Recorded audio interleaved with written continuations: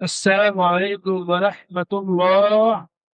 السلام عليكم ورحمة الله.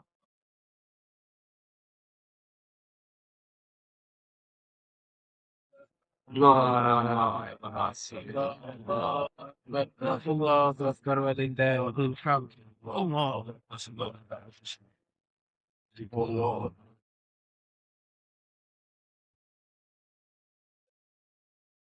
إن الحمد لله نحمده ونستعينه ونستغفره ونعوذ بالله من شرور أنفسنا ومن سيئات أعمالنا.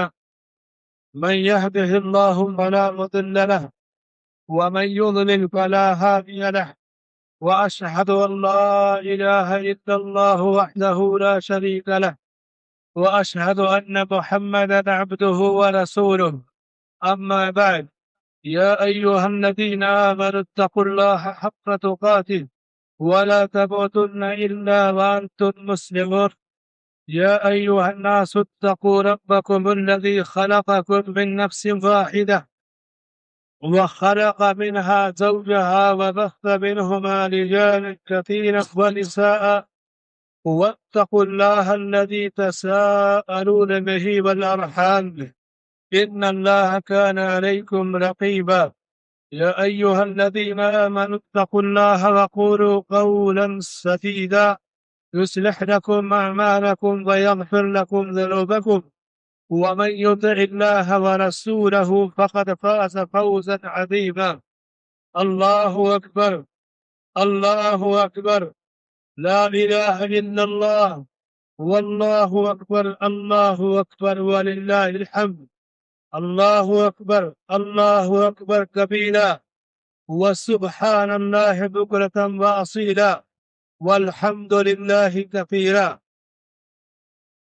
إنا أعطيناك الكوثر فصل لربك وانحر إن شانئك هو الأبتر. معزز سامعین کرام، 1447 ہجری کی عید الاضحیٰ آپ تمام کو اور پورے عالم اسلام کو مبارک ہو۔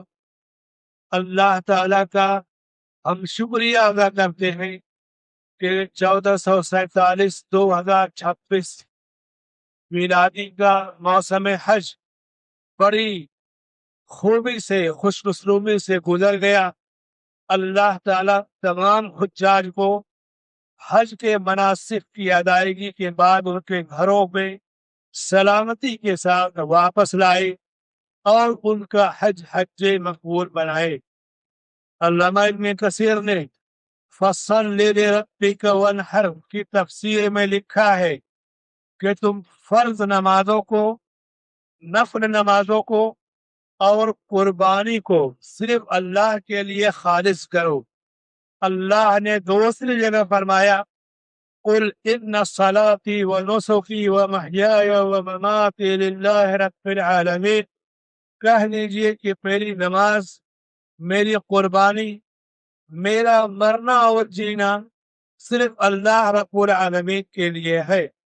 اللہ کے رسول صلی اللہ علیہ وسلم فرماتے ہیں ان اعظم الایام عند اللہ تعالی یوم النحر ثم یوم القر، اللہ کے نزدیک سب سے پسندیدہ اور بڑے دن قربانی کا دن ہے اور اس کے بعد والا دن ہے۔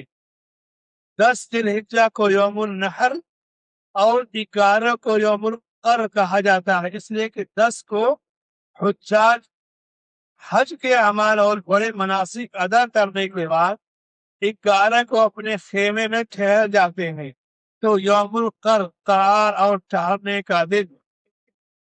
برادران اسلام، اسلام اور دیگر مذاہب کے تہواروں میں یہ فرق واضح ہے کہ اسلام نے ہمیں صرف 2 عید دی، ایک عید الفطر جو رمضان المبارک کے روزوں کی ادائیگی کے بعد شکرانے کا دن، اور دوسرے عید الاضحیٰ جو قربانی کے لیے اللہ نے عطا کی، اللہ کی نعمتوں کا اظہار، توحید باری تعالیٰ کا اقرار اپنے عقیدے اور عمل کو شرک سے مکمل طور سے صاف ستھرا کرنے کا دن یہ تزکیہ اور تصفیہ کا دن ہے۔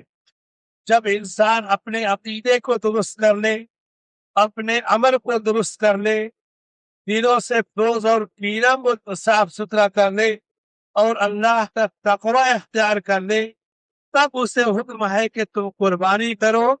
انما یتقبل اللہ من المتقین، اللہ تو قربانیاں انہیں کی قبول کرتا ہے جو متقی ہیں اور اللہ سے ڈرنے والے ہیں۔ وَتَزَوَّدُوا فَإِنَّ خَيْرَ الزَّادِ التَّقْوَىٰ، کہا کہ تم توشہ جمع کرو، بہترین توشہ تقوی کا ہے۔ اللہ کے نبی صلی اللہ علیہ وسلم فرماتے ہیں کہ عرفہ کا دن اور قربانی کا دن اور ایام تشریق 10، 11، 12، 13، اے مسلمانوں، یہ ہماری عید کا دن ہے، یہ کھانے اور پینے کا دن ہے۔ یہ ذی الحجہ کا 10 دن اور ایام تشریق یہ محبت اور بھائی چارہ بنانے کے لیے ہیں۔ اپنی ذات سے ان دنوں میں کسی کو تکلیف نہ دیں۔ قربانیوں کے وقت اپنے گھر، اپنے گلی محلے میں صفائی کا خیال کریں۔ خون سے لگے ہوئے کپڑوں کو پہن کر کے راستے میں نہ چلے، باہر نہ جائیں۔ قربانی کے جانور کے سامنے چھری کو تیز نہ کریں۔ اللہ کے رسول صلی اللہ علیہ وسلم نے ایک شخص کو دیکھا کہ جانور پر اپنا ایک پیر رکھ کر کے پھر چھری کو تیز کر رہا ہے۔ آپ نے فرمایا کیا تم اسے 2 بار مارنا چاہتے ہو؟ پہلی بار خوف کی وجہ سے اور دوسری بار ذبح کی وجہ سے۔ طبرانی اور حاکم کی روایت ہے۔ برادران اسلام، عید الاضحیٰ کی خوشی منانا، اس موقع پہ اللہ کی بارگاہ میں شکرانہ ادا کرنا، یہ ایمان کا حصہ ہے۔ اللہ نے فرمایا قُلْ بِفَضْلِ اللَّهِ وَبِرَحْمَتِهِ فَبِذَلِكَ فَلْيَفْرَحُوا، یہ عید الاضحیٰ کا دن اللہ کا فضل بھی ہے، اللہ کی رحمت کا دن ہے۔ اس سے ہمیں خوشی محسوس کرنا چاہیے اور اپنی خوشیوں میں اپنے پڑوسیوں کو، اپنے رشتہ داروں کو بھی شریک کرنا چاہیے۔ صلہ رحمی، پڑوسی کے ساتھ اچھا سلوک، یہ اسلام کی ایک بہترین تعلیم ہے۔ عید الاضحیٰ کی نماز کے بعد سے لے کر کے 13 ذی الحجہ کی شام تک، غروب شمس تک قربانی کا وقت ہے۔ اللہ کے نبی صلی اللہ علیہ وسلم فرماتے ہیں کہ ایام تشریق یہ ایام ذبح ہیں، اور 11، 12، 13 یہ 3 دن ایام تشریق ہیں، اور آج کا دن یوم النحر ہے۔ کل ایام تشریق ذبح، سارے ایام تشریق قربانی کے لیے ہے۔ میرے بھائی اور دوستو، جہاں تک ممکن ہو سکے اپنی قربانی کا جانور اپنے ہاتھوں ذبح کرے۔ اللہ کے رسول صلی اللہ علیہ وسلم اپنے ہاتھوں سے اپنے قربانیاں کرتے تھے۔ 10، 11، 12، 13 ذی الحجہ کی شام تک اللہ کے لیے تکبیرات بلند کرنا، یہ اسلام کی اہم تعلیم ہے۔ اللہ اکبر، اللہ اکبر، لا الہ الا اللہ، واللہ اکبر، اللہ اکبر وللہ الحمد۔ جانور ذبح کرتے وقت بسم اللہ، اللہ اکبر کہنا ضروری ہے۔ اگر کسی نے اللہ کا نام لیے بغیر جانور ذبح کیا تو وہ ذبیحہ حرام ہے۔ اس لیے کہ اللہ نے یہی حکم دیا کہ تم جانور ذبح کرو تو میرا نام لو۔ یہ روایت صحیح بخاری اور مسلم کی ہے۔ یہ تکبیرات عید ہے۔ عید کا چاند نکلنے سے لے کر 13 ذی الحجہ کی غروب شمس تک جب چاہے جتنا چاہے پڑھیں، اور دوسری صورت کہ 10 ذی الحجہ کی عرفہ کی صبح سے لے کے 9 ذی الحجہ سے 13 ذی الحجہ کی شام تک یہ تکبیرات پڑھتے رہے۔ حسن سلوک، صلہ رحمی، مہمان نوازی، صدقہ و خیرات، اپنے بھائی کے دل میں خوشی داخل کرنا، پڑوسی کا خیال کرنا، یہ قربانیوں کا اہم پیغام ہے۔ برادران اسلام، یہ قربانی تک ہم یوں ہی نہیں پہنچے۔ ابراہیم علیہ السلام نے اس جانور کی قربانی سے پہلے اپنی قربانی دی اور اللہ کی خاطر آگ میں کود جانا پسند کیا۔ شرک سے براءت کا اظہار کر کے اپنے والد کے گھر سے بے گھر ہو جانا پسند کیا۔ یہ دوسری قربانی تھی۔ اسی طرح سے چٹیل میدان اور جنگل میں آج 20 لاکھ لوگوں نے حج کیا اس موسم میں، اور 20 لاکھ مکے کی آبادی ہے، 50 لاکھ کا وہاں مجمع ہے۔ لیکن 4000 سال پہلے مکہ شہر میں ابراہیم علیہ السلام نے اپنے بیٹے اسماعیل اور ان کی والدہ ہاجرہ کو تنہا چھوڑ کر کے شام چلے گئے تھے۔ یہ ایک بہت بڑی قربانی تھی، اور یہ قربانی ایک ماں اور بیٹے کا ایثار، ایک ماں کا اللہ پر توکل اور بھروسہ، ایک بیوی کا اپنے شوہر کی اطاعت کا یہ ایک نرالا انداز ہے۔ یہ قربانی سبق دیتی ہے کہ توحید کے بارے میں کوئی سمجھوتا نہیں کیا جائے گا۔ یہ قربانی سبق دیتی ہے کہ اللہ پر مکمل بھروسہ کرنا یہی ایمان ہے۔ یہ قربانی سبق دیتی ہے کہ ایک ماں اپنے بیٹے کی پرورش کا پورا خیال رکھے، اور اس کے بعد پھر قربانی کا جو چوتھا مرحلہ آیا کہ 85 سال جب ابراہیم علیہ السلام کی عمر ہوئی تو اللہ نے انہیں اسماعیل علیہ السلام جیسی اولاد عطا کیا۔ 110 سال کی عمر میں اسحاق علیہ السلام پیدا ہوئے۔ اب اندازہ کیجئے کہ اس بڑھاپے کی عمر میں اللہ نے اولاد دیا، پہلی اولاد، اور جب اللہ نے خواب دکھایا کہ بیٹے کو ذبح کرنا ہے، یا بنی انی ارى فی المنام انی اذبحک فانظر ماذا تری، پیارے بیٹے میں نے خواب دیکھا ہے کہ تمہیں ذبح کرتا ہوں، تمہارے اس سلسلے میں کیا رائے ہے؟ بیٹے نے کہا یا ابت افعل ما تؤمر ستجدنی انشاءاللہ من الصابرین۔ والد محترم، آپ کو جو حکم دیا گیا اس کو کر گزریے، اللہ نے چاہا تو مجھے صبر کرنے والوں میں سے پائیں گے۔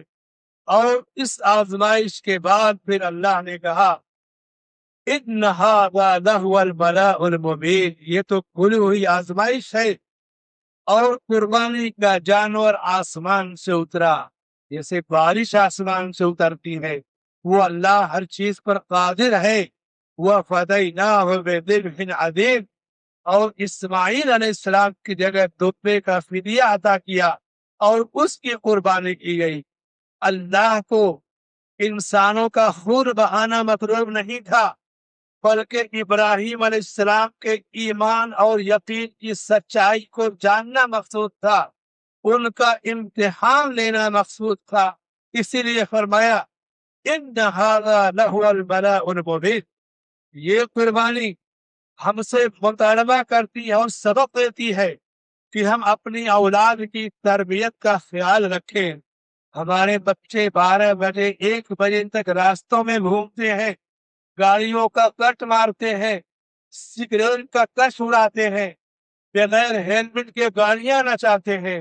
میرے بھائیوں، یہ عید الاضحیٰ اور یہ قربانی سبق دیتی ہے کہ والدین اپنی اولاد کی تربیت کا خاص خیال رکھیں، ان کو اپنے نگرانی میں رکھیں، ان کو آزاد نہ چھوڑے۔ قربانی تربیت اولاد کا سبق دیتی ہے۔ ایک بیوی سے یہ قربانی مطالبہ کرتی ہے کہ اپنے شوہر کی اطاعت و فرمانبرداری کرے۔ یہ قربانی ہر بیٹے سے ماں باپ کی فرمانبرداری کا مطالبہ کرتی ہے۔ یہ قربانی ہمیں سبق دیتی ہے کہ آپ کے پاس علم ہے تو دنیا سے جہالت کو مٹائیے، شرک کو مٹائیے، بدعت کو مٹائیے۔ آپ کے پاس علم طب ہے تو دنیا سے بیماریوں کے خاتمے کے تدبیر اپنائیے۔ یہ قربانی ایمان اور عقیدے کو پختگی اور تقویر پہنچانے کا ذریعہ ہے۔ اور جب بندہ قربانیوں میں کامیاب ہوتا ہے، آپ دیکھیے طواف کعبہ، صفا مروہ کی سعی، مینا، مزدلفہ، رمی جمرات، ساری عبادتیں حج کی ابراہیم علیہ السلام کی قربانیوں سے جڑی ہیں۔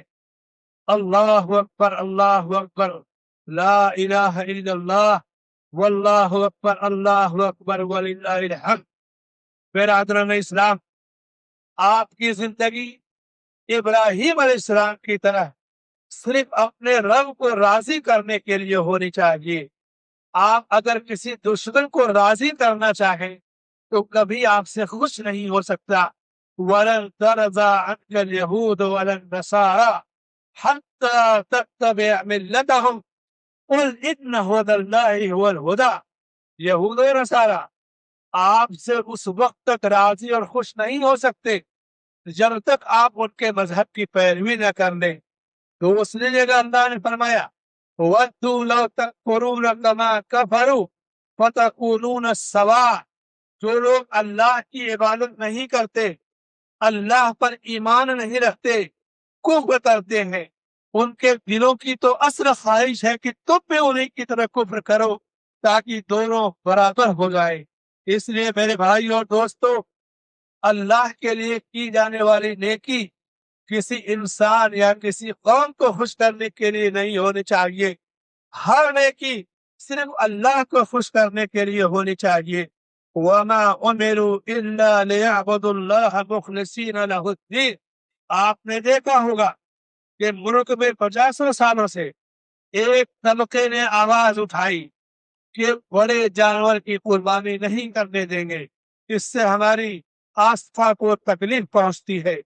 علماء کرام نے عوام سے درخواست کیا کہ مسلمانوں کو جس ملک میں رہتے ہو اپنے برادران وطن کے جذبات کا خیال کرو اور ان کی آستھا کو تکلیف نہ پہنچاؤ۔ قوم مان گئی اور بڑے جانور کی قربانی ترک کر دیا۔ لیکن اس سال قربانی میں دیکھیے پورے ملک میں بہت ساری جگہوں پہ بکروں کی قربانی پر اعتراض ہوا، بکروں کی قربانی پہ بعض جگہوں پہ خنزیر لا کر بانٹ دیا گیا، لوگوں کی نفسیات کو ٹھیس پہنچائی گئی۔ میرے بھائیوں، یہ قربانی آپ کو اللہ سے قریب کرتی ہے۔ آپ نیت کو خالص رکھیں، اپنی ذات سے کسی کو تکلیف نہ پہنچائیں، لیکن اللہ کے سوا کسی اور کی خوشنودی اور رضامندی یہ حاصل آپ نہیں کر سکتے۔ ان حالات میں ابراہیم علیہ السلام کی زندگی کو بار بار پڑھیے اور قربانی کا پیغام یاد رکھیے۔ اللہ نے فرمایا قَدْ كَانَتْ لَكُمْ أُسْوَةٌ حَسَنَةٌ فِي إِبْرَاهِيمَ وَالَّذِينَ مَعَهُ۔ ان لوگوں کی دشمنی آپ کے جانوروں سے نہیں ہے، قربانیوں سے نہیں ہے، بلکہ اسلامی شعار سے ہے، اسلامی نظام سے ہے۔ اس لیے آپ تقوی اختیار کریں، اللہ سے اپنے تعلقات مضبوط کریں، اپنی روزی کو حلال کریں، اپنا اخلاق بلند رکھیں اور اچھا اعمال اور اچھا کردار پیش کریں۔ اللہ نے اسی لیے فرمایا ان اللہ مع الذین اتقوا والذین هم محسنون۔ اللہ تقوی اختیار کرنے والوں کے ساتھ ہے، احسان کرنے والوں کے ساتھ ہے۔ وَمَن يَتَّقِ اللَّهَ يَجْعَلْ لَهُ مَخْرَجًا وَيَرْزُقْهُ مِنْ حَيْثُ لَا يَحْتَسِبُ وَيَجْعَلْ لَهُ مِنْ أَمْرِهِ يُسْرًا۔ اللہ سے دعا ہے کہ اللہ ہمارے صیام اور قیام کو قبول فرمائے، ہماری قربانیاں قبول فرمائے، حجاج کا حج قبول فرمائے، ہمیں ایمان اور تقوی عطا فرمائے، اور ایک مسلمان اس ملک میں اور دنیا میں جہاں بھی رہے ابراہیم علیہ السلام کے نقش قدم پر چل کر کے ایک سچا پکا مومن بن کر کے اسلام کی نمائندگی کرے۔ اللہ ہمیں اور آپ کو اپنی رحمتوں سے نوازے۔ الہ العالمین کو ہم پر اپنی رحمت نازل فرما، ہمارے بیماروں کو شفا عطا فرما، ہمارے مقروضوں کا قرض پورا فرما، ہم میں جو پریشان ہیں ان کی پریشانیاں دور فرما، جو اپنی اولاد کی نااہلی سے پریشان ہیں ان کی اولاد کی اصلاح فرما اور ان کے والدین کی آنکھوں کی انہیں ٹھنڈک بنا۔ جو رزق اور معیشت سے پریشان ہے ان کے لیے حلال روزی کا انتظام فرما، حرام سے ان کی حفاظت فرما۔ الہ العالمین تو غفور ہے، رحیم ہے، تو ہمیں توحید پر قائم رہنے کی توفیق عطا فرما۔